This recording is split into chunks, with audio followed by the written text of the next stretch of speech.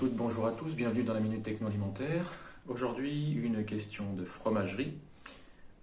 À quoi sont dues les hausses ou les baisses de rendement en fromagerie?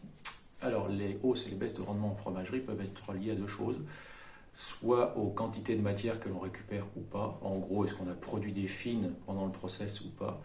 Ou soit est-ce qu'on a récupéré plus d'eau que d'habitude. Donc je vais plutôt m'appesantir sur la première partie, c'est-à-dire qu'est-ce qui fait qu'on augmente la récupération de matière grasse, au contraire qu'on perd plus de matière grasse, qu'on augmente la récupération de matière protéique ou qu'on en perd.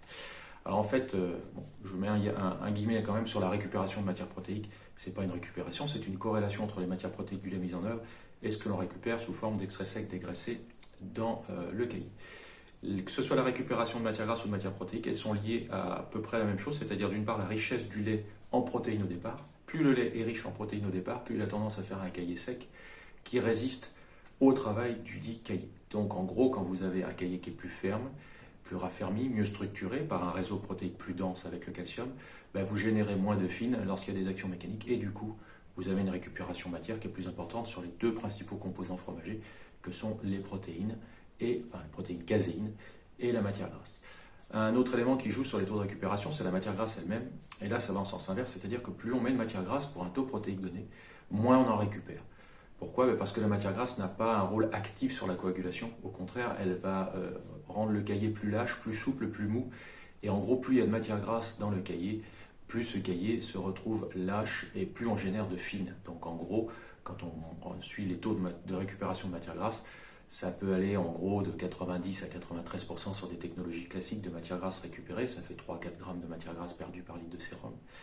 Mais on peut descendre à 80-85% quand on est sur des technologies où on met beaucoup de matière grasse en œuvre, comme c'est par exemple le cas pour la technologie du Chaours ou du Brillat-Savarin, par exemple, qui sont des fromages qui sont relativement gras. Quand je dis relativement, c'est un euphémisme. Je rappelle que Brillat-Savarin, on est quand même à 70% de gras sur sec, c'est pour ça que c'est bon. Le taux protéique donc a un impact, le taux de matière grasse également, c'est pour ça qu'il est important de suivre le G sur P, le taux de matière grasse ramené au taux protéique, G pour gras, P pour protéines.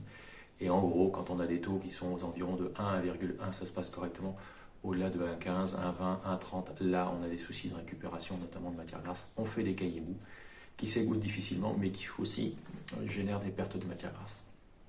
Voilà, si vous voulez tout savoir sur la coagulation, sur la récupération matière, sur l'égouttage, sur les rendements en fromagerie, je vous invite à venir nous rencontrer à l'ENIT de Surgères. Et puis, vous pouvez nous découvrir ou avoir un petit peu des informations sur ce que nous faisons encore aujourd'hui sur le site enilia-ensmic.fr. Et quant à moi, je vous dis à bientôt pour une nouvelle minute techno alimentaire.